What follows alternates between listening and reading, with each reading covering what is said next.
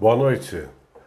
Louvado seja nosso Senhor Jesus Cristo, para sempre seja louvado.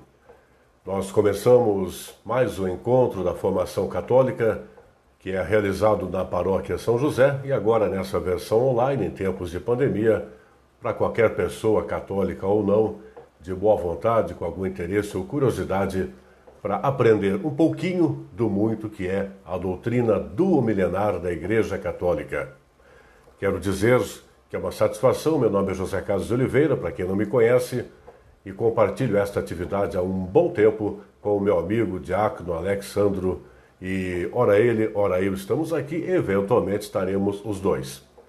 Quero, antes de mais nada, agradecer a você que, tendo tanta coisa para fazer, escolheu estar agora com a gente, tá bom?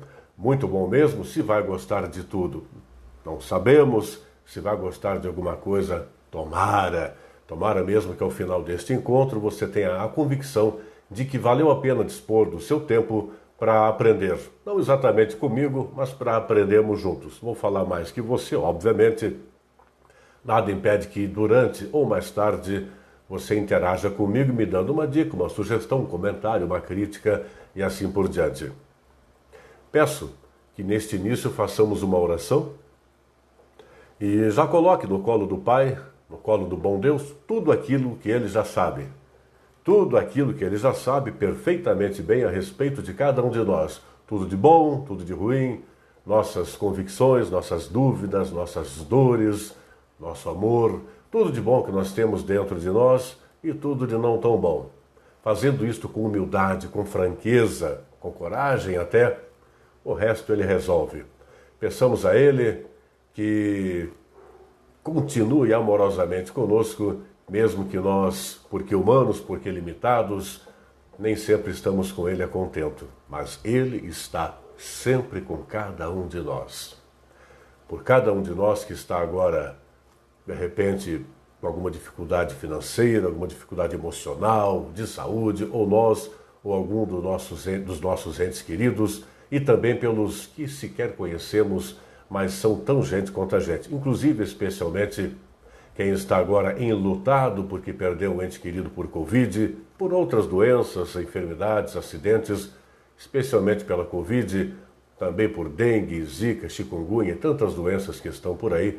E oremos também pelos que estão acamados ou reclusos em casa prudentemente, medicados, pelos que estão internados, até em UTI, entubados ou não, e pelas almas daqueles e daquelas que se foram durante esta pandemia e ainda poderão, se for o caso. Façamos a oração que o Senhor nos ensinou. Pai nosso, que estais no céu, santificado seja o vosso nome. Venha a nós o vosso reino, seja feita a vossa vontade, assim na terra como no céu. O pão nosso de cada dia nos dai hoje, perdoai-nos as nossas ofensas, assim como nós perdoamos a quem nos tem ofendido, e não nos deixeis cair em tentação, mas livrai-nos do mal. Amém.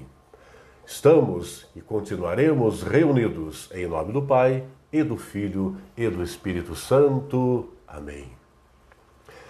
Antes propriamente do tema, porém já fazendo parte do tema e ilustrando o porquê da formação católica, acolhendo a quem seja cristão não católico, acolhendo a quem seja crente não cristão, acolhendo até, se tiver agora ou mais tarde, algum ateu agnóstico, muito bem-vindo agora, muito bem-vinda agora ou depois, seja hoje, amanhã ou não importa quando, sinta-se acolhido, acolhida, qual seja o seu modo de crer ou não crer em Deus. Sendo você pessoa de boa vontade, muito bem-vindo agora, muito bem-vinda agora ou mais tarde. Quero compartilhar, está contido aqui nesse livro, tá? Orar sem saber orar. Escuta comigo e presta atenção. Repito, tem a ver com algo como ilustrar o motivo pelo qual realizamos a formação católica, presencialmente e no momento online. E tem a ver especialmente também com o tema de hoje. Escutemos. Não iluminas no vazio. Fiz uma grande redescoberta, Pai. Redescoberta porque já sabia, mas havia esquecido. Redescobri que a luz não se propaga no vácuo. Um cientista me disse que ela, a luz, precisa de alguma substância para se propagar. Dei risada ao pensar que tua luz é igual. Só inspiras corações e cabeças que já possuem algum conteúdo. Cabeças ocas de cristãos que se recusam a estudar a fé e aprender com os outros, inclusive os que seguem pastoral diferente. Cabeças de quem preguiçosamente não folheia livros, nem frequenta cursos para aprender. Corações cheios de santidade, sem cultura alguma, que desprezam a graça de aprender com o mundo, não tem chance. Deveríamos aprender com Paulo, que aprendia com o mundo que, por seu turno, ensinava. Não inspiras nem os preguiçosos, nem os acomodados. Deve ser por isso que os profetas tinham o que dizer. É que agias no que já encontravas, e encontravas conteúdo neles. Suas falas demonstram conhecimento de história e cabeças capazes de analisar porque conheciam o pensar e o caminhar do povo. Quanto aos que acham que inspiras quem fica sentado, esperando que lhes julgues, esperando que lhes jogues uma luz na cabeça e que lhes digas de noite o que dirão amanhã ao povo, acabarão dizendo bobagens e insistindo que tu mandaste dizê-las. Dirão que é vontade tua, quando não é vontade tua. Tua luz não entra em mentes e corações superficiais, atuas no profundo. Ensina teus pregadores e teus seguidores a ler mais e aprender mais com os outros, Senhor, para não dizermos que disseste o que realmente não disseste, nem nunca jamais dirias. Amém.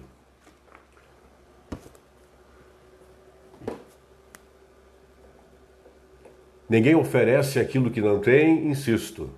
Ninguém é melhor porque estuda mais.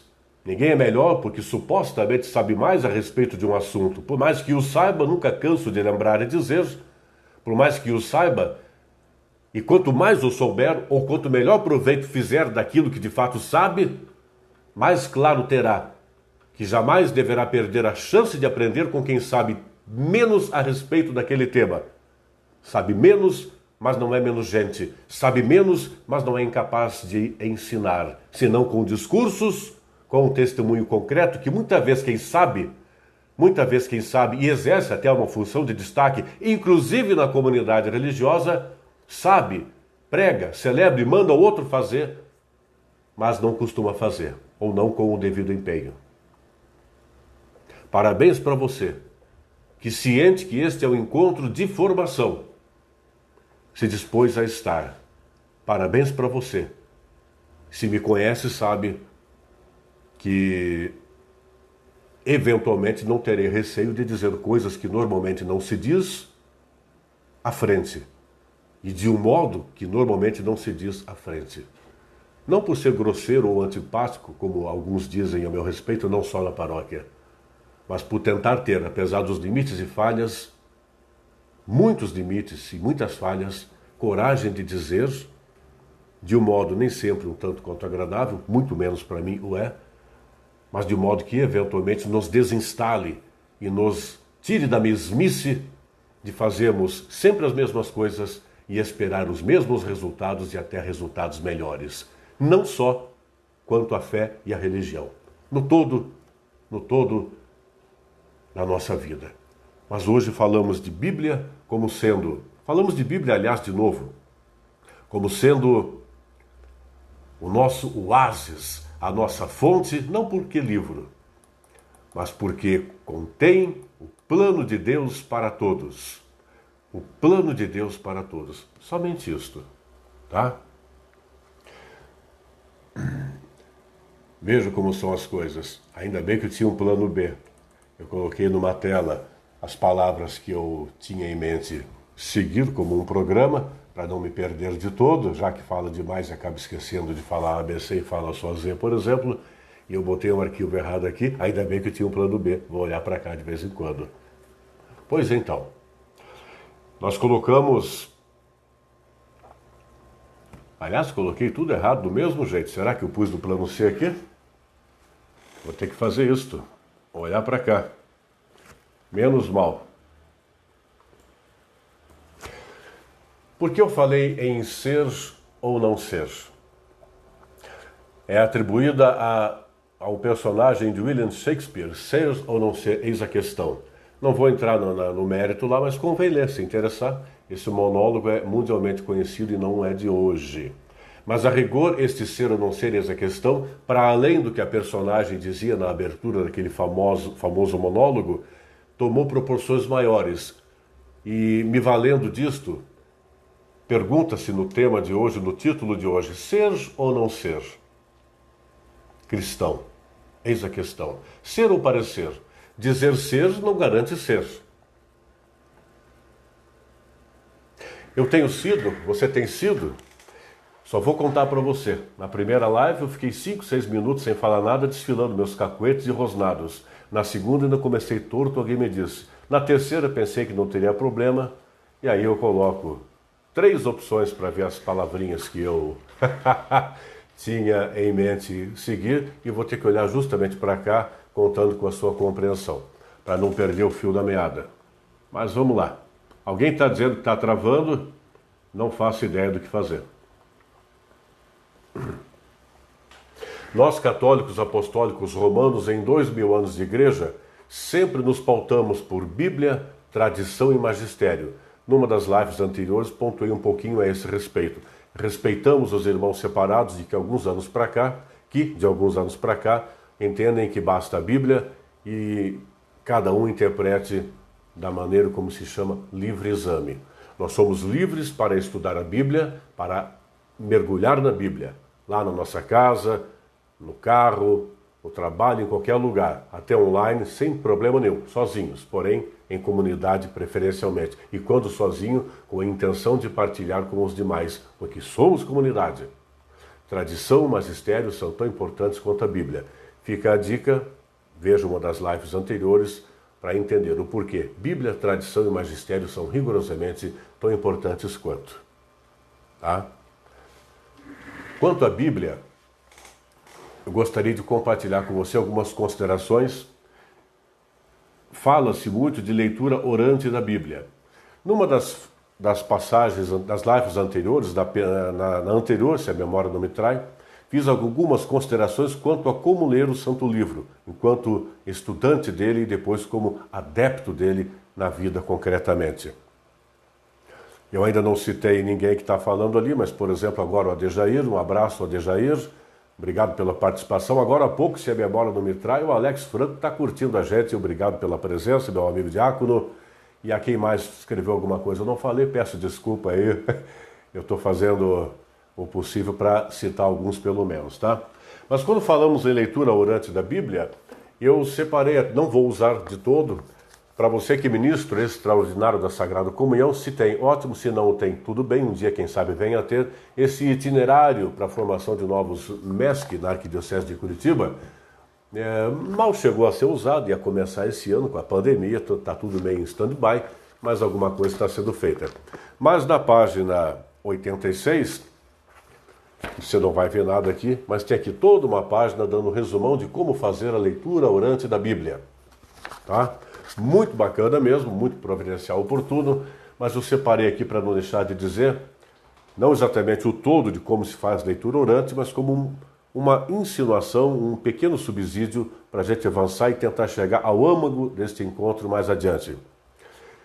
Lembre lá atrás, na nossa live anterior, dizia algo como: comece pelo Novo Testamento, Evangelhos, mas não o faça isoladamente. Começou lá com Mateus, um pouquinho de Mateus, um pouquinho de Gênesis. E assim vai depois, Marcos, Lucas, avançando de novo no Antigo Testamento, porque o Antigo Testamento conduz ao Novo. O Novo é a reescrita, é a atualização do Antigo à luz do evento Jesus. O Antigo é tão importante que autores do Novo Testamento citam o Antigo Testamento. Inclusive Jesus cita Moisés, por exemplo, dentre outras citações. O próprio Jesus vai resgatar o período anterior a ele. Um conduz ao outro. No Primeiro Testamento, nós temos a aliança de Deus feita com o povo de Israel por intermédio de Moisés. Deus se apresenta ao povo de Israel e por meio do povo de Israel os demais povos podem ter acesso às coisas boas de Deus. No Novo Testamento, a nova e eterna aliança. Deus aliança com todos os povos por intermédio de Jesus. Todos os povos, catolicidade. E nós nos apresentamos ao Santo Livro. Lembra lá atrás, dizíamos noutra live, não estão colocados de modo cronológico. Aliás, nem lembro se falei isso, tá? Mas não estão de modos como foram escritos esse mais antigo, esse mais novo, não. São colocados de modo a que apresente-se, primeiramente no Novo Testamento, os Evangelhos, pois que são de uma leitura mais fácil, mais acessível, mais atraente e que nos apresentam fatos marcantes da vida pública de Jesus. Não é uma biografia, mas passagens marcantes da vida pública de Jesus para que possamos ter acesso a ele e tudo de bom que ele nos apresentou e apresenta e dispõe. E nós vamos então ler a Bíblia, se de manhã, se à tarde, se à noite, indo ouvindo do trabalho, cada um na sua. Se meia hora aqui, 10 minutos acolá, se você com a sua família, com o irmão, com a esposa, o marido, vai estudar a Bíblia 5 ou 7 vezes por semana, se 5 minutos todo dia, meia hora hoje, 15 minutos amanhã, sendo organizado com algum critério e principalmente com toda franqueza, com toda boa vontade, está de bom tamanho. Um pouco de silêncio, Primeiro Testamento. Quem sabe um salmo a escolher, depois, um pouco de silêncio e Novo Testamento. Depois um salmo, quem sabe, vai para o Antigo Testamento. Quem sabe antes ou no intervalo ou após, uma música. Ou uma melodiazinha em um fundo musical, ou de novo silêncio. Isso pode ser feito sob forma de uma leitura, 2 leituras, 3 leituras de uma mesma passagem conhecida, talvez quase que decorada, se calhar que naquele dia seja uma passagem da qual você gosta muito. Alguém teria comentado de novo que está falhando. Espero que não. Espero que agora tenha pegado na partida esse negócio, tá? Depois que a gente faz 2, 3 leituras, a gente precisa meditar.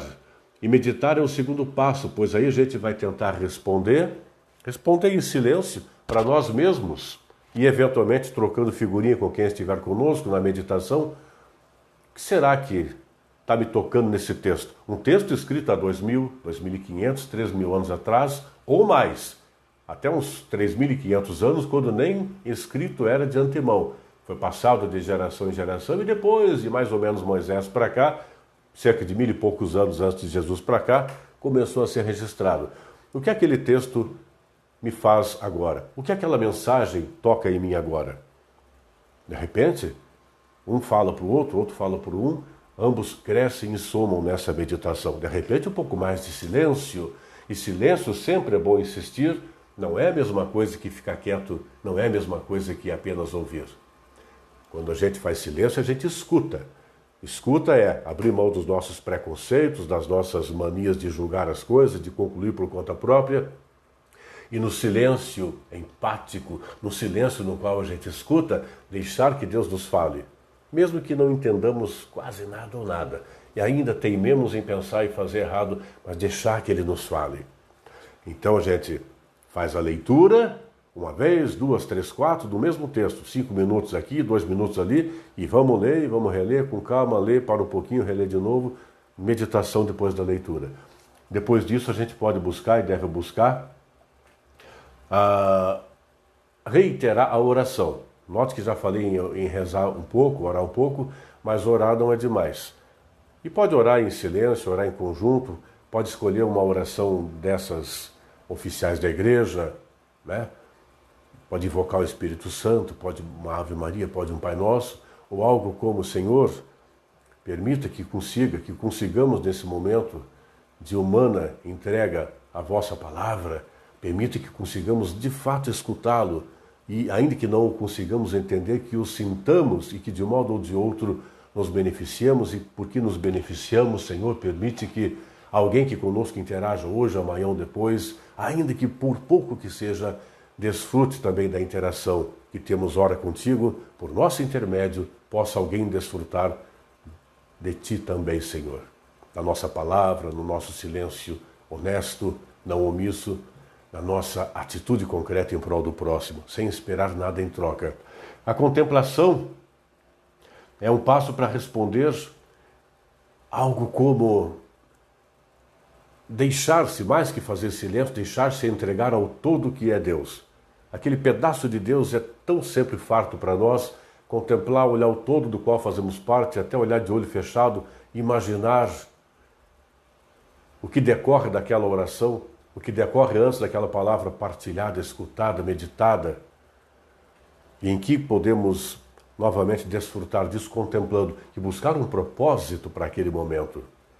Buscar um propósito como consequência desse momento de estudo que começa com leitura, antes quem sabe um canto, antes quem sabe uma oração, antes quem sabe silêncio, a leitura uma vez, duas, três do mesmo texto, por curto que seja, 2, 3 versículos, uma parábola hoje, um capítulo todo amanhã. Daí a meditação, como falamos, a contemplação, como falamos, e vindo o propósito consequente de tudo isso, a ação. Mas não só ação. Só ação, até papagaio age. Você que me escuta e me lê de vez em quando, talvez lembre do que eu vou dizer. Ação é uma coisa, atitude é outra. Por isso, ser ou não ser, eis a questão. Ser ou não ser cristão, eis a questão. Ser ou parecer. E todos oscilamos entre ser ou parecer, porque somos gente. Todos vivemos a ser ou parecer cristãos. Por mais cristãos que o sejamos, porque gente, às vezes mais somos, às vezes mais parecemos. Não tem nenhum problema nisso. É da nossa humanidade. A questão está em incluir nesse propósito, qual seja ele, incluir nele ou temperá-lo sempre com: Senhor, dai-me a força e a vontade de caminhar com meus passos, guiados por Ti ou por Teu Espírito Santo, sob o exemplo do bom Jesus, para que eu cada vez mais seja e cada vez menos pareça ser cristão, apesar de falível, limitado, sujeito a erros. Por que atitude e ação? Porque ação, eu estou fazendo uma ação agora, essa live, que alguém vai gostar, alguém não vai gostar, alguém vai elogiar, alguém vai detonar. Isso é uma ação. Mas a atitude está contida no que está dentro de mim. Com que intenções aqui estou? Para me aparecer? Para me exibir? Se for isso, ele já sabe. E eu não sei o que ele vai fazer a respeito disso. A atitude tomara corresponda à ação aparente, que é fazer uma live. Alguém pode dizer, se gostar do que eu estou falando e como estou falando, ou da minha pessoa. Puxa, José Carlos, ao invés de dormir no boteco e ir para casa comer um churrasco, filar um churrasco na casa de alguém, você resolveu estar ali voluntariamente, em plena sexta-feira à noite, um calor danado. Parabéns. Mas se eu vim aqui para me exibir, eu não mereço esse parabéns, porque eu não sou cristão, eu sou charlatão. Eu sou charlatão, rima com cristão, mas não é cristão. Mas se a atitude condiz com a ação, ou seja, se de fato estou aqui para tentar partilhar com você um pouco do pouco que sei, independentemente de eu nem sempre ser tão digno quanto alguém pode dizer a meu respeito, tal como acontece com você, então eu tenho a atitude sim de tentar ser cristão. Se conseguirei, aí é com ele. Ele vai me dizer na hora e do jeito dele, se quiser e quando quiser. Se aplica a você. Novamente, ser ou não ser, eis a questão. Algumas considerações, peço sua compreensão novamente, eu ainda falo, fofoco em público, ao vivo. Eu deixei 2 colas do meu rascunho, uma aqui, outra colar, se pifa este, e os 2 eu pus errado, um texto que não tem absolutamente nada a ver com o tema de hoje. Mas Deus é tão bom que na minha terceira opção eu deixei certo, só tem que ficar aqui de revesgueio, porque eu estou esquecendo a sequência do que eu combinei comigo mesmo e com o bom Deus partilhar com você. Vou partilhar 8 aspectos delicados que vão aumentar a minha fama de antipático, eventualmente, ou de impertinente perante alguém que está escutando agora ou mais tarde. Porque normalmente é muito mais fácil eu fazer um monte de orações aqui, e nada contra encontros de oração, por favor, por incrível que pareça, eu também faço orações e acho maravilhosos eles toda vez que realizados, as celebrações, as orações, enquanto oração à noite, de manhã, enquanto grupo de oração, etc. e tal. Mas a gente precisa corresponder um pouco mais, para não ser só mordinha e só mesmice. Oração é uma atitude concreta. Quando sincera, a oração é sempre uma atitude concreta. Sempre. E oração e fé, como vira e mexe lembro, são sempre mais importantes que formação e estudo. Mas formação e estudo, repito, isso eu já falei, mas não canso de dizer, formação e estudo são cada vez mais importantes para embasar a fé e a oração e a religião que se segue. Ler a Bíblia realmente à luz da vida.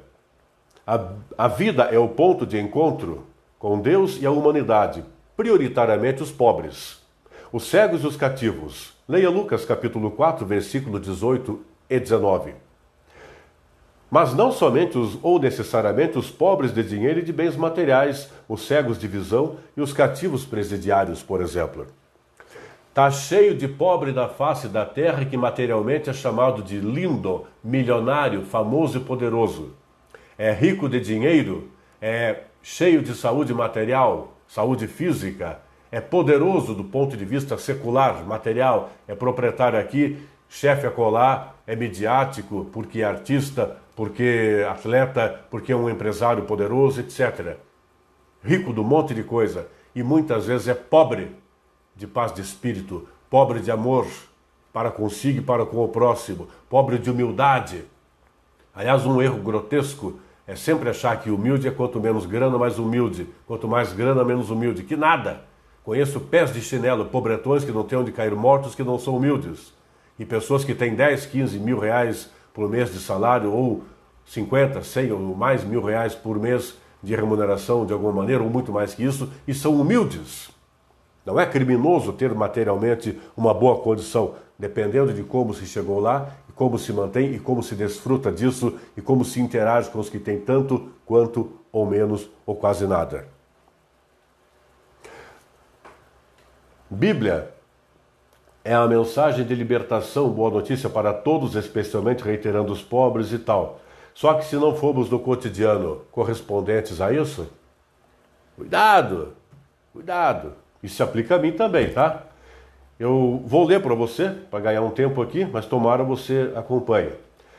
Novamente, Bíblia é mensagem de libertação, especialmente reiterando aos pobres, etc. Se assim não for no cotidiano, ser só morno, conveniente, superficial, encenador e omisso, equivale a estar, atenção, se a gente for só aquele morno, eu já vou falar alguma coisa a título de exemplo de morno. Quando a gente é um cristão, ainda que sincero, porém apenas morno, nós somos cúmplices dos exploradores dos quais a gente adora falar mal.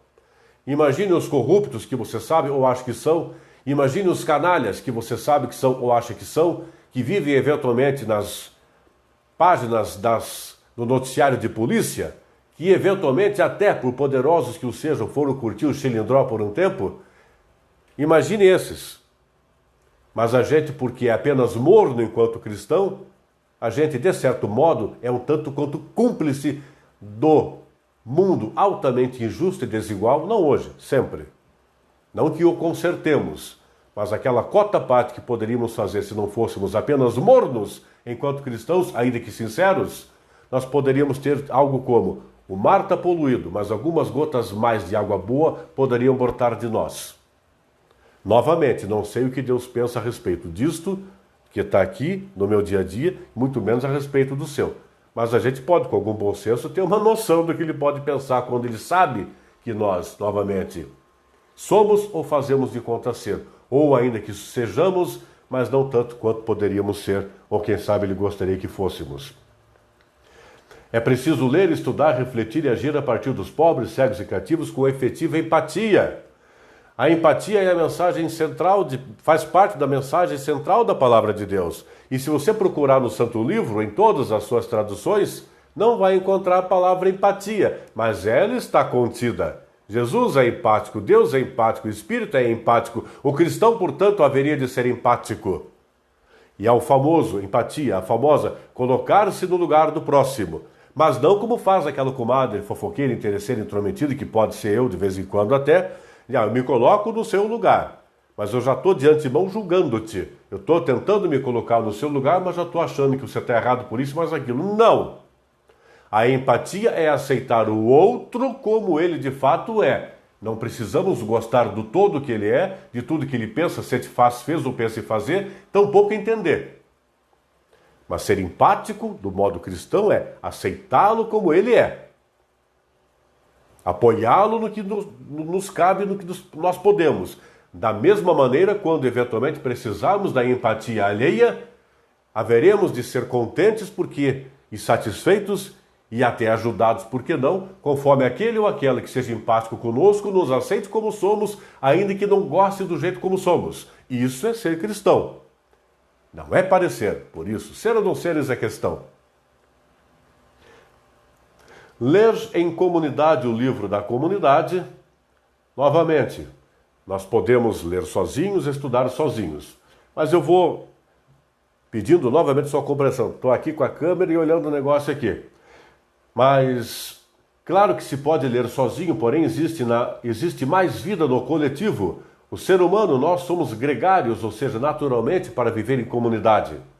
E habituar a ler sozinho o Santo Livro, além da contradição ao espírito comunitário cristão, pode reduzir o todo a uma espécie de terapia, consolo e justificativa para ideias tolas, contraditórias, risco presente também em grupos sem critérios e com líderes despreparados e às vezes com segundas intenções.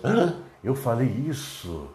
Já pensou? Parece que tem um diácono me assistindo. Vai que tem algum padre também, quem sabe? O arcebispo não deve estar me assistindo agora porque ele está numa outra live também, né? Está dando mais audiência que ele é arcebispo, eu sou um Zé. Mas vai que depois alguém passa para ele. Eu falei isso? Eu falei e não retiro nada do que falei. Vamos fazer de conta que acontece só em paróquias lá na Cochinchina, lá. Nas nossas não acontece. Não só acontece, como às vezes a gente participa como protagonista ou como conivente. Mas está tudo bem, nós somos gente.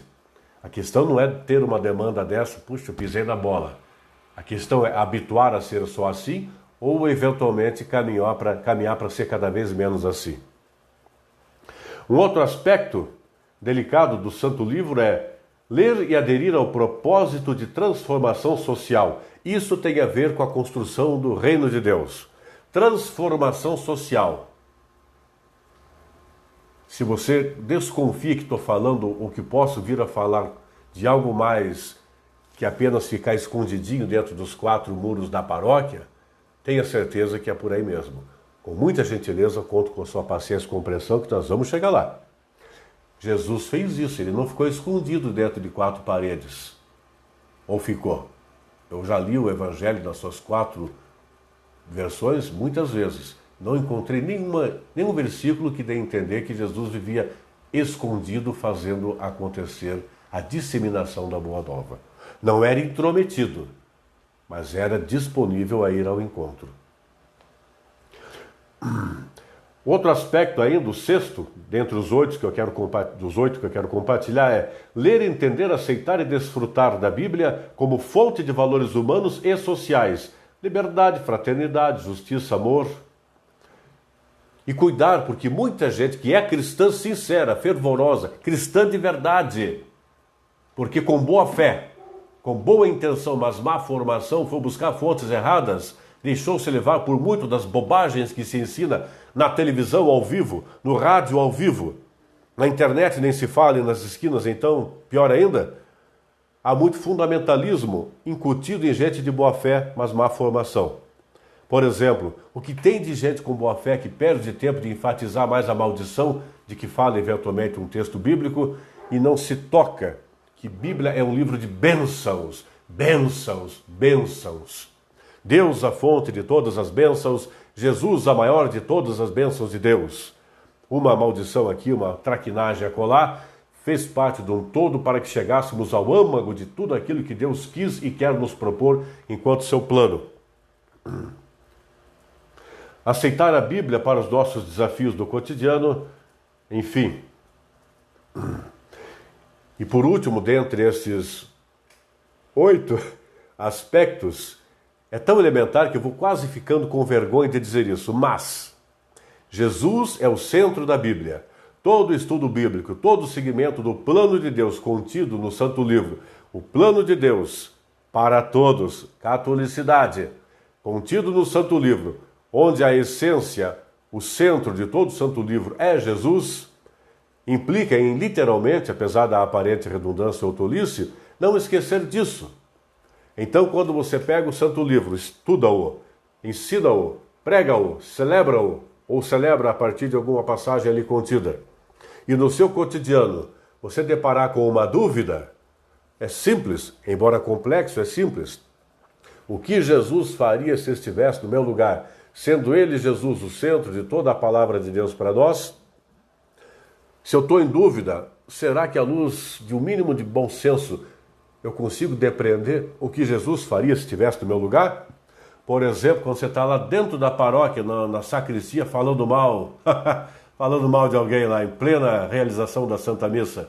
Ou, por exemplo, na cozinha paroquial, preparando ali alguma coisa para o almoço ou jantar. Não agora, claro, depois da pandemia, tomara, se Deus quiser, o quanto antes. E detonando, pô, por que trouxeram essa batata de terceira categoria? Eu só como batata de primeira. Será que acontece isso? Não nas paróquias nossas, né? Sei. Bom, o tempo está voando aqui, mas eu quero ponderar com você agora o seguinte. Uma das coisas que eu mais gostei lá atrás,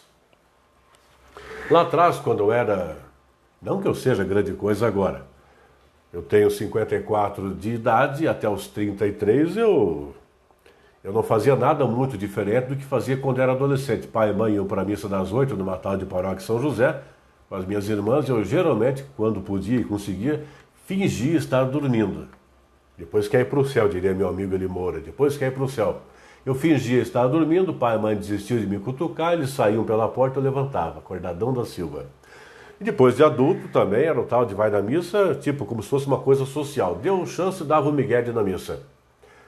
Estou falando sério, rindo, mas é sério. Não estou contando vantagem. É triste, mas não dá para voltar atrás a tocar o barco para frente. Quando comecei a aprender então alguma coisa, porque eu de repente ia lá na missa, e oração assim, e oração assado, e o culto é assim, o pastor fala isso, o padre fala aquilo, um detona, outro elogia, e eu comecei a perceber que caramba, o que tem de superstição, o que tem de bobagem e contradição dita e ensinada por aí é uma grandeza. E eu sou o primeiro deles, porque eu não sei nem explicar o que é missa. Eu não sei explicar absolutamente nada, nem para falar bem ou mal. Comecei a estudar. E uma das grandes coisas, um dos grandes aprendizados que eu adoro de vez em quando lembrar e no meu dia a dia realizar, tentar pelo menos, eu vou partilhar com você. Não é invencionice minha. Alguém lá atrás me ensinou, e me parece que até um camarada fantástico que eu vou citar de novo, chamado Santo Agostinho, foi nessa linha, que Deus escreveu 2 livros. Um é o Santo Livro, tal como o conhecemos. Mas o outro é anterior, e o outro é anterior e é um livro entre aspas. Qual seria o primeiro livro que Deus escreveu? Sendo que o segundo é a Bíblia. O primeiro é tudo, é toda a criação, tudo que está aí. Os seres humanos, os demais seres vivos, os animais e vegetais, toda a natureza, toda a criação. Este é o primeiro livro que Deus criou, toda a criação, toda a natureza.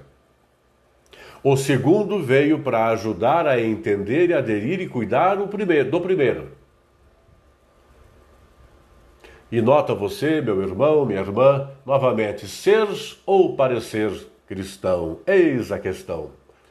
Coincide, estou pensando em dar esse exemplo agora, coincide que estamos em Curitiba, uma cidade na qual a gente está, eu estou há 50 anos em Curitiba, e tal como o noticiário diz, nesse tempo, antes até, nunca se teve uma crise hídrica tamanha. Eu estou em Curitiba e está faltando água, e quando eu vinha da minha casa para cá, para esse lugar agora, e está a 300 metros de casa, eu tive o desgosto, por volta de 6:30 da tarde, de flagrar 2 casas nas quais se estava de novo a varrer o chão com a mangueira com água. Dentre outras coisas. Dispensável dizer que em qualquer lugar do mundo os oceanos são, na verdade, uns lixões com água salgada. Peixes morrendo por extermínio cruel, por ganância, plástico para todo canto, ilhas cada vez mais, embora paradisíacas, poluídas, os rios, Brasil afora, o berço das águas doces do mundo. Difícil deparar com um rio limpo, né? Tem-se a habilidade meio estranha de ser visitados aqui no Brasil para que europeus venham aprender a transformar esgoto em água e nós daqui vamos ao exterior aprender com alguns europeus a como manter água sendo água, ao invés de fazer a burrice de transformá-la em esgoto para depois gastar uma fortuna para transformá-la em água de novo. Queimados a dar com pau, eventualmente por uma fatalidade, mas você também está comigo e com outros que entendem que grande parte desses problemas de seca demais, queimada demais, é por ação deliberada de seres humanos, grandemente autoproclamados cristãos. Que cristão é esse que ignora solenemente o primeiro livro escrito por Deus? Nunca encontrei um cristão que tenha dito, não, Deus não criou nada, não dou bola, não. Eu encontro cristãos mais engajados ou menos, mais avançados ou menos, que facilmente concordam que Deus tudo criou. Não estou falando aqui de confrontar o criacionismo com o evolucionismo. Não estou entrando nesse mérito. Mais um exemplo ainda a respeito do primeiro livro que Deus escreveu. Por minha conta e risco eu digo assim, minha cara está aqui, meu nome também. Se não me engano foi em 2015, quando esse Papa fantástico chamado Francisco liberou para nós um documento maravilhoso chamado Laudato Si, ou a Casa Comum. Coincidência, meras poucas semanas depois, no encontro de dia todo, no cenáculo arquidiocesano, aqui em Curitiba, estávamos lá 100 e poucas pessoas a participar de um domingo, todo ele a tratar, se a memória não me trai, de Eucaristia. Tudo belezinha, bacana. Na hora do almoço, fui um dos últimos a subir ao refeitório e, sem nenhuma dificuldade, após comer ali meu almocinho, eu tinha de um lado talheres e copos descartáveis e de outro, ainda no prato descartável, 1 ou 2 ossinhos de frango. Qual não foi meu desgosto quando eu notei que não tinha nada. Estava aquela esculhambação, lixo reciclável junto de lixo orgânico. Aquilo me doeu lá na ferradura do pé esquerdo. Educadamente, fui até alguns dos responsáveis por aquele evento, quanto a cuidar da cozinha, do salão e tal, e perguntei. Já sabendo a resposta, mas pensando que a resposta fosse algo, não tem, mas vamos dar uma corrigida para minimizar essa falha. Não tem nada, pode jogar de qualquer jeito. Eu fiz alguma ponderação e passei por chato. Aí na paróquia da qual você faz parte, da comunidade da qual você faz parte, seja a São José, seja qualquer outra, agora não se está fazendo quase nada de atividades tal como convém. Mas antes da pandemia, você tinha alguma preocupação em usar racionalmente a água, racionalmente a eletricidade, separar o lixo reciclável do lixo não reciclável, além do não desperdício de comida? Eu estou falando na paróquia, seja na sacristia, na secretaria paroquial, nas salas onde acontecem as reuniões formativas, nos lugares do espaço celebrativo, na cozinha paroquial, no pátio. Havia da sua parte essa preocupação, não de resolver tudo, e nem de sair no tapa e no braço, no xingamento com quem não esteja nem aí. Não é isso. Amorosamente fazer a parte que te cabe, amorosamente fazer a parte que me cabe. Mas, em assim sendo, corresponder um pouco a quem está lendo a contento o primeiro livro que Deus escreveu, tal como colocamos agora, senão não conta para ninguém. Você já sabe e ele também. Daqui por diante, pode me chamar de chato, impertinente, grosso, antipático, já tem uma porção na paróquia São José que acha isso de mim. Eu durmo tranquilo com isso. Só peço que alguém de boa vontade, que me ache antipático, se quiser, me localize e me dê a segunda chance de conversarmos e talvez não me ache tão chato assim. Mas, por favor, leve a sério isso. Nós, os ditos cristãos, católicos, apostólicos, romanos, e todos os irmãos separados nas suas incontáveis denominações, também ditas cristãs, se, pessoas de boa vontade, dizemos seguir o Santo Livro, por menos que o entendamos, o estudemos e o sigamos, se, com boa vontade, estamos pelo menos no caminho de retidão. tateando para melhorar, mas no caminho de retidão, se houver boa vontade em sermos amorosamente seguidores do que ali está contido, conforme aprendemos, seguindo mais e melhor. Se não com mais facilidade, ainda com dificuldade, mas com mais acento que erro e consequente satisfação. Mas, portanto, não temos o direito de continuarmos a ignorar o lento, gradual assassinato do planeta Terra, que nos acolhe a todos e que é chamado, por muitos, e eu gosto de compartilhar disso, é chamado de o primeiro livro que o bom Deus escreveu e nos disponibilizou e nos disponibiliza a todos. Vamos continuar? Vamos continuar? Eu quero dizer para você o seguinte. Nesse planeta, chamado o primeiro livro que Deus escreveu e dispôs para nós, e que depois tem o segundo livro chamado Bíblia, para tentar facilitar a nossa compreensão e adesão quanto a como cuidar e corresponder a esses dois livros, eu quero dizer que nesse contexto resulta em que contribuímos para que mantenha-se muita injustiça e muita desigualdade, por vezes, ao nosso redor. Não precisamos pensar lá nos países mais paupérrimos da África, por exemplo.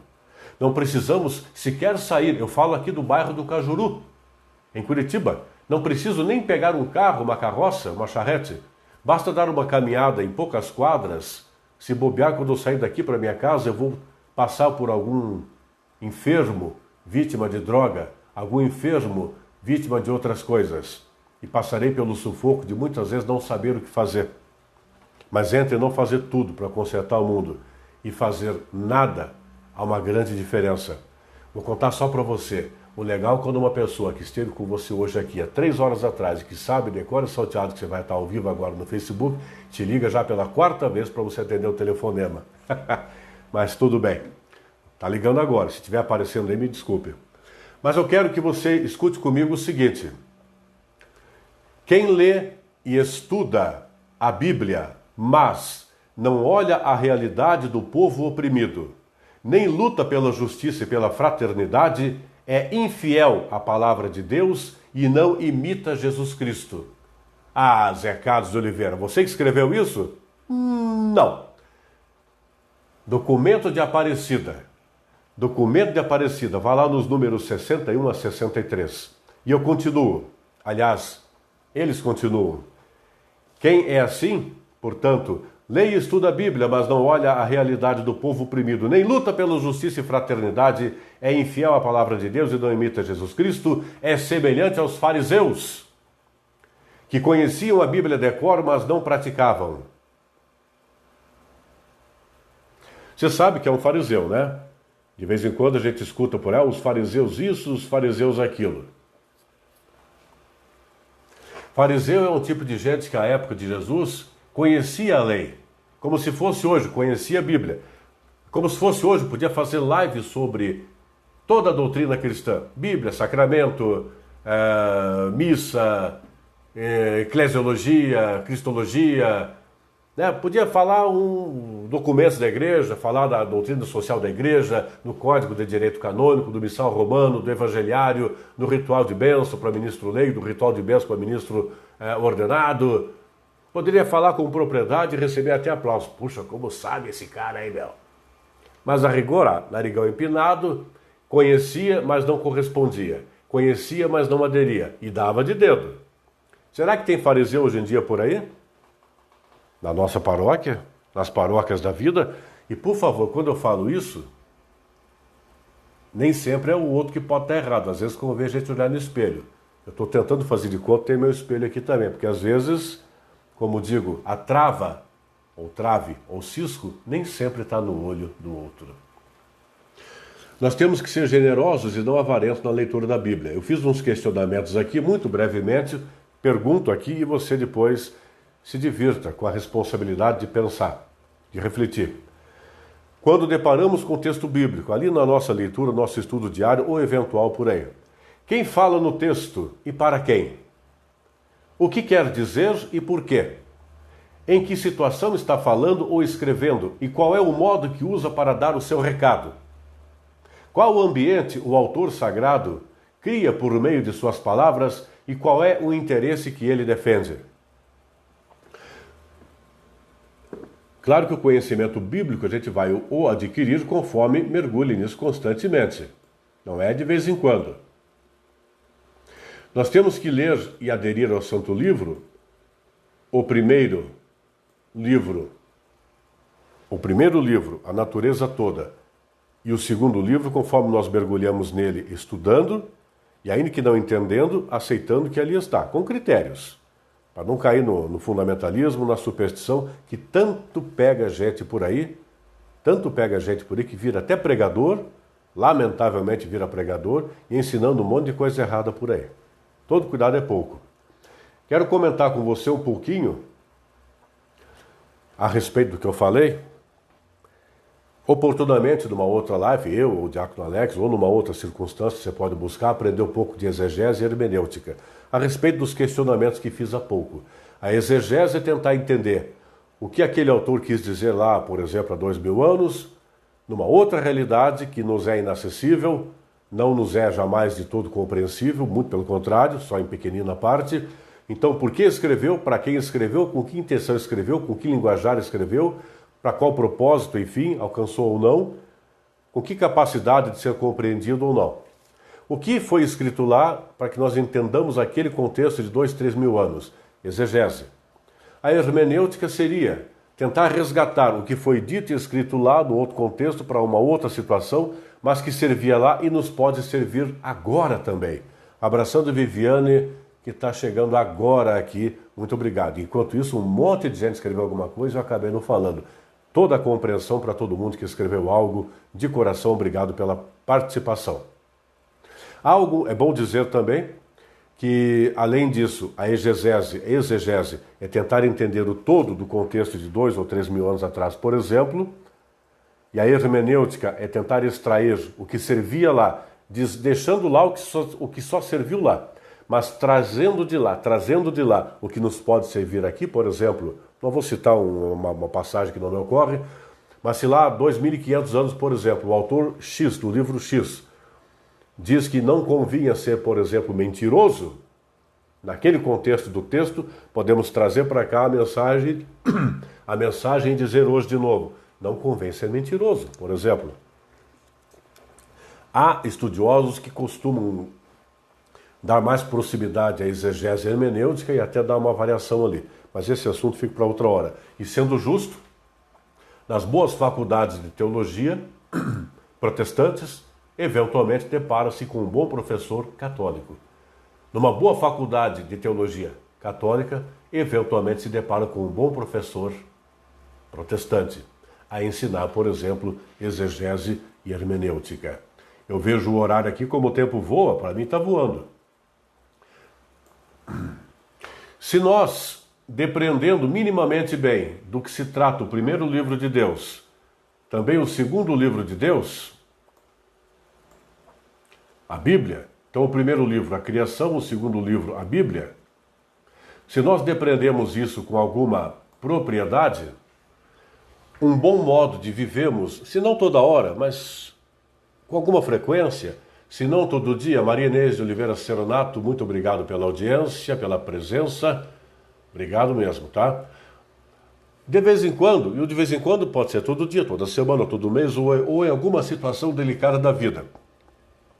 Digamos que essas barbaridades que eu estou falando para você desde as 8 da manhã, da noite, desde as 8 da noite, e tomara todas elas extremamente explicáveis e correspondentes a todo o magistério da Santa Igreja, ainda que do meu jeitão assim, se nós formos por essa linha, então, sendo cada vez mais e parecendo cada vez menos, ou seja, ser ou não ser cristão, eis a questão, então, sendo cada vez mais quentes, então nós vamos depreender como cuidar cada vez mais e melhor do primeiro livro de Deus, a criação, toda ela, e corresponder por intermédio disso, por consequência disso, ao segundo livro, a assim chamada Bíblia.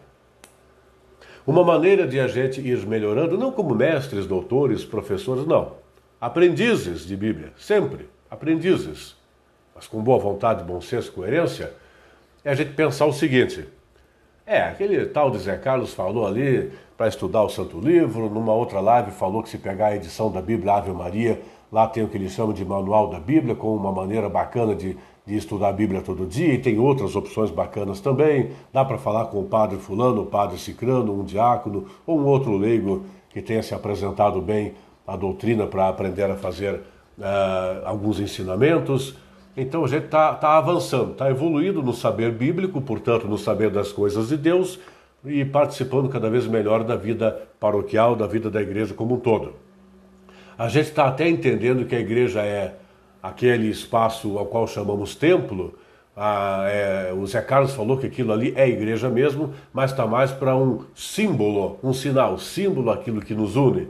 Então nós vamos lá, por exemplo, dominicalmente, participar da missa, os irmãos separados do culto. No outro dia podemos ir também. Vamos lá fazer a Assembleia do Povo de Deus, porque somos comunidade, contar a Deus as novidades daquilo que Ele já sabe, mas Ele quer nos ver ali reunidos, nos fazendo a Assembleia Litúrgica, celebrando juntos, sob a presidência de um, e voltar para casa renovados, alimentados e tal. Essa é a igreja enquanto templo, enquanto símbolo e enquanto paróquia. Mas a igreja enquanto tudo, ou seja, o primeiro livro que Deus escreveu, por assim dizer, é onde está a igreja. Onde 2 ou mais estiverem reunidos no nome dele, no meio deles, ele estará. Creamos humildemente que ele esteja conosco agora. Por certo, por fé, é como cremos. Então, no trabalho, na escola, no lazer, na diversão, qual seja, até na preguicinha de vez em quando, a preguicinha limitadinha, não aquela preguiçona da qual falamos no início. Em todo momento, em qualquer companhia, em qualquer atividade, ali fazemos a igreja acontecer. Ainda que nem falemos da palavra igreja, ainda que naquele minuto nem falemos ou lembremos da palavra Deus, Bíblia, Jesus e tal. Não precisamos falar ou lembrar, mas estando conosco está de bom tamanho, correspondendo está de bom tamanho. E como nos medir se estamos no caminho certo, cada vez mais acertando, cada vez menos errando? Não porque melhores, mas porque mais sinceramente tentando cair no colo de Deus, sob o exemplo de Jesus, e com a inspiração e depois a iluminação do Espírito. É nos avaliarmos se estamos melhorando como pessoas, como familiares, como membros da paróquia, da pastoral, do movimento, naquela liderança, naquela simplicidade ou naquela complexidade, qual seja o momento. O Alexandro Franco de Souza, também conhecido como Diácono Alex. Meu amigo Alex, um abraço. Obrigado pela participação. Se nós nos avaliamos como melhores enquanto pessoa, enquanto cidadão, enquanto familiar, enquanto paroquiano, enquanto profissional, também, então, por consequência disso, temos que nos flagrar melhores nas comunidades das quais fazemos parte. A comunidade da vizinhança, a comunidade dos colegas de trabalho, a comunidade dos colegas de escola ou faculdade, a comunidade dos colegas do futebol, a comunidade dos colegas da pescaria, a comunidade dos colegas da pastoral, do movimento. Por exemplo, a família, claro. Mas se melhoramos como pessoa e, por consequência, isso reflete na nossa melhora, contribuindo mais, abnegadamente, humildemente, discretamente, gratuitamente, contribuindo mais para um bem-estar presente e crescente das comunidades das quais fazemos parte, por consequência disso, é inapelável e inevitável que contribuamos para a sociedade como um todo. A sociedade como um todo. Aí temos que repensar aquela história que é tão corriqueira, algo como, por exemplo, não, Zé Carlos de Oliveira, eu já fui na missa hoje ou no culto, já fiz a minha parte, estou sossegado. Eu digo, não. Se você diz que foi na missa no domingo ou no culto no domingo e já fez a sua parte como cristão e ainda me diz assim, não, mas ainda participei do curso bíblico domingo cedo, da escola bíblica, da formação bíblica sexta-noite, aguentei até a live com o tal de Zé Carlos da sexta-noite ali. Estou mais que sossegado. Fui celebrar, participei da missa ou do culto e ainda escutei uma formação lá. Ou assisti. Não preciso fazer mais nada. O resto é o resto. Até porque meu reino não é deste mundo, diz Jesus disse. Estou esperando ele voltar e me levar para o céu. Será que é só assim? Será que se Jesus voltasse agora, ele ia ficar escondidinho de novo? Pergunto. Abração do Luiz Carlos Coco, voltei. O Luiz Carlos Coco, bom amigo, está se não mudou, está em Umuarama, interior do Paraná. Obrigado, abraço para você, para a esposa, a Cleusa, tá bom? Para o filho também, para a família toda. Meu caro, minha cara, eu quero que você escute comigo o seguinte, eu separei aqui 3 enunciados para continuar e caminhando já para a conclusão. Daqui a pouco a gente vai concluir, tá bom? Eu quero que você escute comigo o seguinte, novamente pedindo compreensão para quem chegou no meio do caminho, eu quero reiterar. Eu devia estar olhando aqui para a minha colinha A ou colinha B, eu fiz errado aqui e aqui. Por sorte, graças ao bom Deus, aliás, Deus é bom demais, eu deixei como plano C, o segundo pneu de step, na lateral aqui, a minha colinha com algumas palavras e o enunciado do que eu estava querendo passar para você. Eu tenho 3 conceitos aqui que eu vou ler para você. E eu te peço que desde já você vá considerando assim. Estamos caminhando para concluir. Espero que dentro de mais ou menos 15 minutos concluamos, tá? E pior que eu falei, então tenho mais ou menos 15 minutos para concluir, pouco menos e espero que não mais. 3 enunciados eu vou ler para você. Desde já vá pensando. Os 3 enunciados que eu vou ler para você podem ser trocados por uma única palavrinha. Uma única palavrinha. E, aliás, os três enunciados estão ali como sendo a explicação do que é uma palavra extremamente conhecida, repito, anote, escute. Cerimônia, cortesia, civilidade, urbanidade. Esse conceito está contido no dicionário Primeirano da língua portuguesa. Segundo conceito, a razão, a moral, a prudência, a experiência, o sabor de administrar os diversos interesses e necessidades sociais a favor da coletividade. Esse é o enunciado do professor Marco Bertoldo. E o terceiro é arte do diálogo e da persuasão, que objetiva o estabelecimento de uma relação mutuamente consentida e respeitosa. Arte do convívio com o mínimo de conflito, busca permanente da harmonia e do equilíbrio na vida em sociedade. Esse conceito é de Fernando Lobato. Eu te pergunto, você consegue depreender do que é que nós estamos falando? Isso que eu falei, se eu disser para você que é o que se espera da vida em comunidade, na família, que é a igreja doméstica, na vida em comunidade, no terreno, no território da paróquia, que também é uma comunidade. Isso não é o que se espera de um cristão? A serviço na pastoral, a serviço do movimento, durante a celebração do Santo Sacrifício do Senhor, a Santa Missa, durante um curso de formação, durante um encontro para oração. Enfim, quais sejam as atividades que costumam se realizar dentro de uma coletividade religiosa, católica e cristã, outra que não católica, e também uma comunidade religiosa que não cristã. E digamos que estivéssemos agora, com todo respeito, no Clube Curitibano dos Ateus, não existe isso. Digamos, o Clube Social dos Ateus do Paraná. Também lá, para que houvesse um convívio minimamente bacana, esse resumo, esses 3 enunciados, não seria o resumo do que se espera por lá? Você, se alguém quiser e atrever, escreve para mim. Qual é a palavra que substitui tudo isso? É uma palavra extremamente execrada e que muitos cristãos de verdade têm calafrios quando ela é dita e a atividade que ela representa, uma das suas vertentes, dá calafrios em muita gente, dá até nojo, aversão, e quem se atreve a fazer o que eu faço agora, vou fazer a seguir, aliás, arrisca a me detonar. E que muitos cristãos de Araque, que se valem do nome de Jesus, usam erradamente, não a palavra em si, mas o significado, o todo que ela representa. Pois aqueles enunciados que eu lhe falei agora, meu irmão, minha irmã, são todos eles substituídos por uma única palavra, a qual chamamos de política. E não queira desligar agora, eu já falei que termina nessa altura daqui a 10 minutos, 12 no máximo, aproximadamente. Não desligue. Não vou falar do partido A, do partido B, e muito menos pedir que você vote em fulano, beltrano e cicrano. Não é disso que eu estou falando aqui de jeito nenhum. A Igreja Católica Apostólica Romana é claríssima quanto a esse assunto. Não se faz política partidária durante a missa, durante o encontro de formação ou de celebração. Ali de jeito nenhum. Se deveria fazer é o incentivo ao cidadão, que não o padre,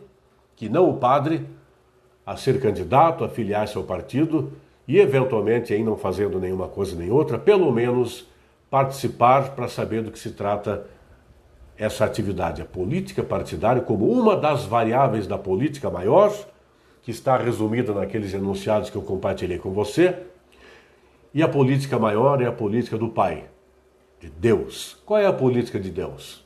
Nos salvar a todos. Qual é a política de Jesus?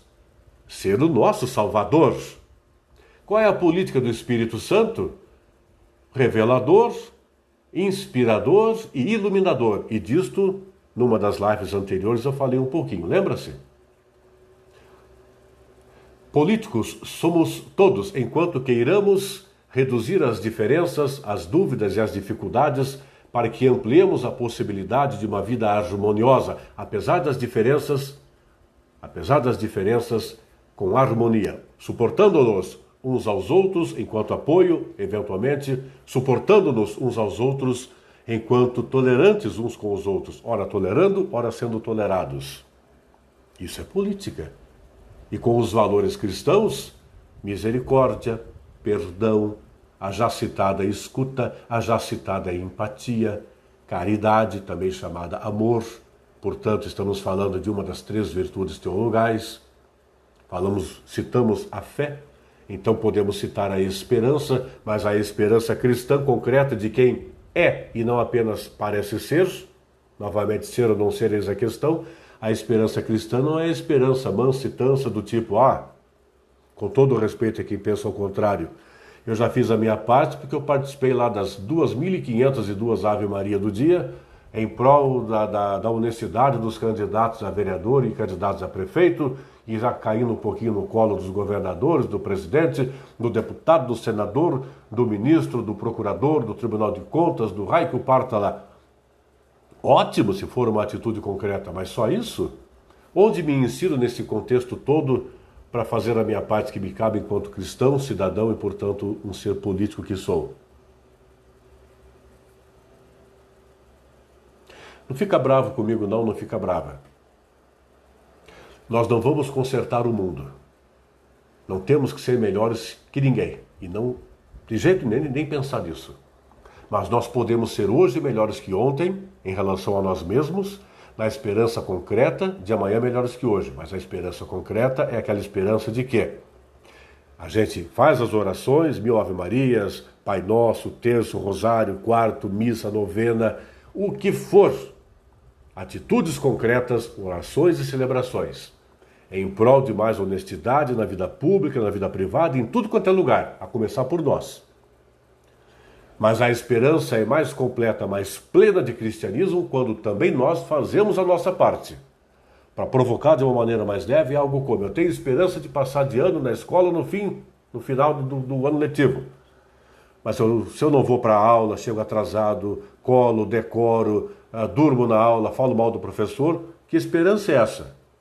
Agora, se eu tenho esperança concreta, típica de um cristão, eu estudo, vou para a aula, me esforço, não colo, decoro, não, aprendo. Ao invés de piratear conhecimento, eu gero conhecimento.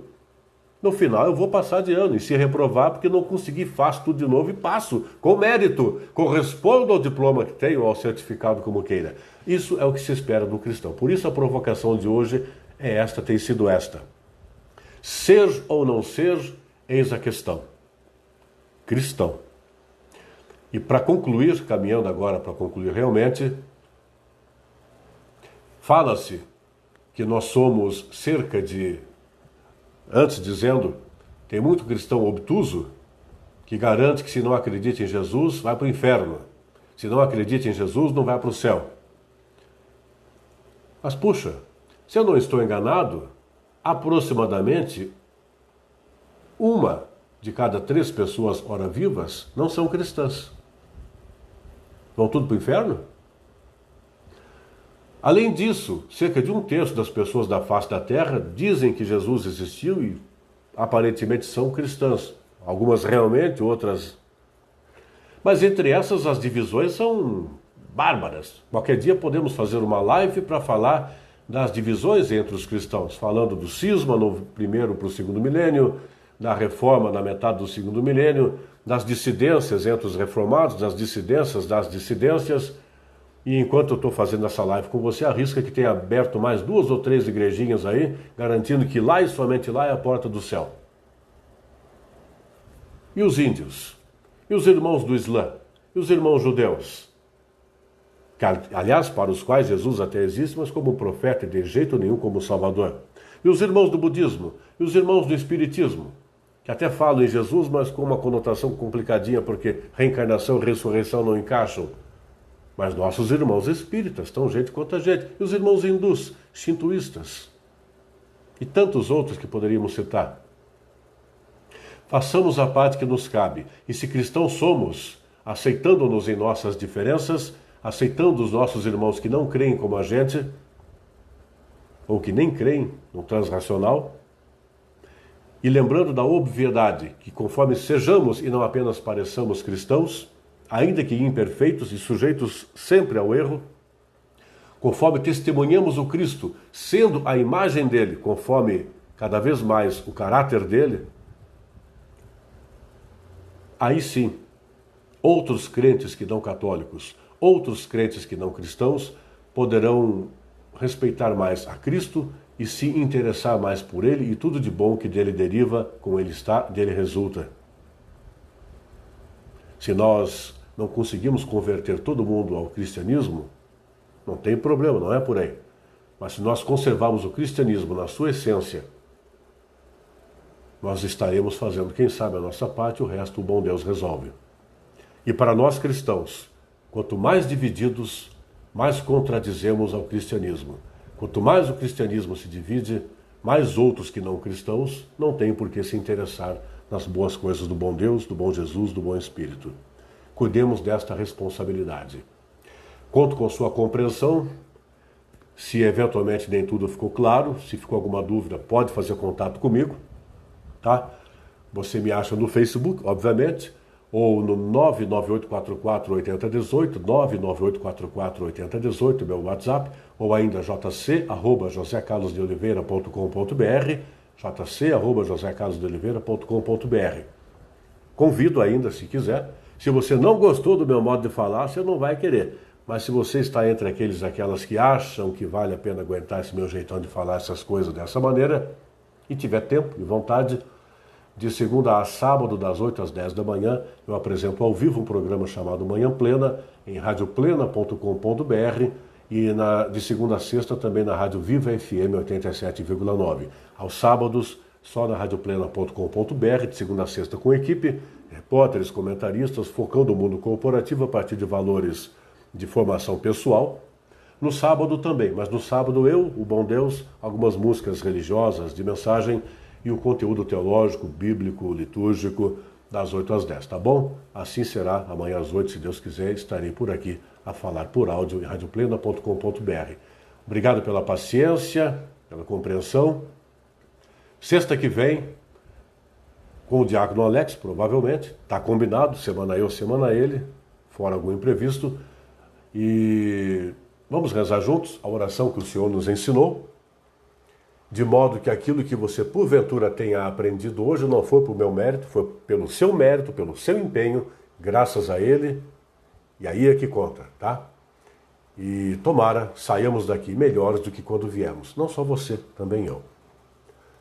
A oração que o Senhor nos ensinou, nunca perca a chance de dizer: Jesus Cristo primeiro fez de toda a sua vida, toda ela uma oração. E só no final da vida pública ensinou aos seus primeiros seguidores que resumissem toda a vida dele e também deles numa oração. E é isso que nós temos que transformar, é disso que temos que ter juízo, consciência e transformar, ainda que imperfeitos e limitados, viver no cotidiano transformando toda a nossa vida 24 horas por dia na grande oração do Pai Nosso. Reze pensando nisso e viva com essa oração em ti. Pai nosso, que estais no céu, santificado seja o vosso nome, venha a nós o vosso reino. Seja feita a vossa vontade, assim na terra como no céu. O pão nosso de cada dia nos dai hoje, perdoai-nos as nossas ofensas, assim como nós perdoamos a quem nos tem ofendido, e não nos deixeis cair em tentação, mas livrai-nos do mal. Amém. Mais uma vez, boa noite a todos e todas. O Senhor esteja conosco, Ele está no meio de nós. Abençoe-nos o Deus Todo-Amoroso, em nome do Pai, e do Filho, e do Espírito Santo. Amém. Boa noite. Fiquemos em paz. Até a próxima.